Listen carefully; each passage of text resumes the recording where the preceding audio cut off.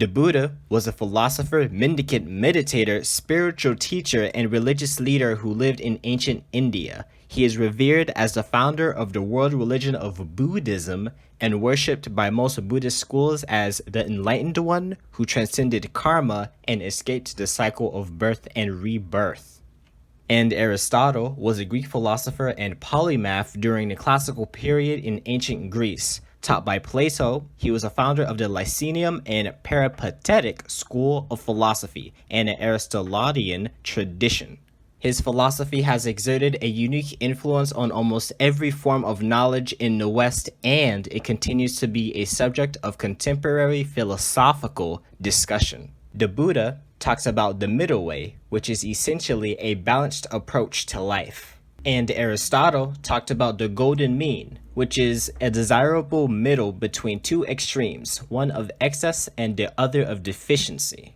For both of these people, they thought embracing balance without towing too far into extremity was where you'd experience the best results. Even in my own life, that seems to be where the juicy stuff happens. In the past, I've experimented with trying one meal a day and 100% only raw foods.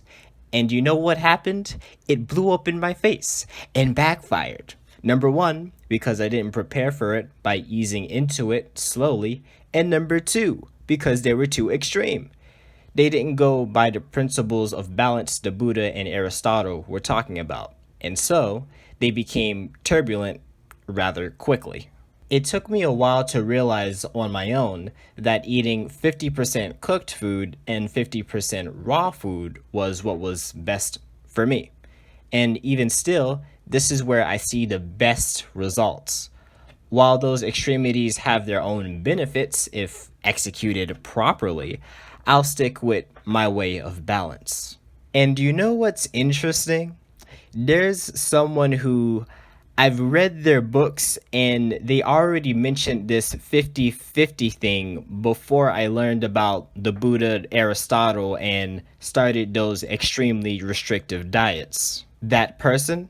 Sadhguru and his book Inner Engineering. Anyway, in the book he says that 50-50 cooked food and raw food works best for most people who want to be active throughout the day. This balance and simplicity has been working pleasantly, so pleasantly, for me, and I wouldn't be surprised if it continued to do so, especially because all of these recurring themes are coming from such distinguished people.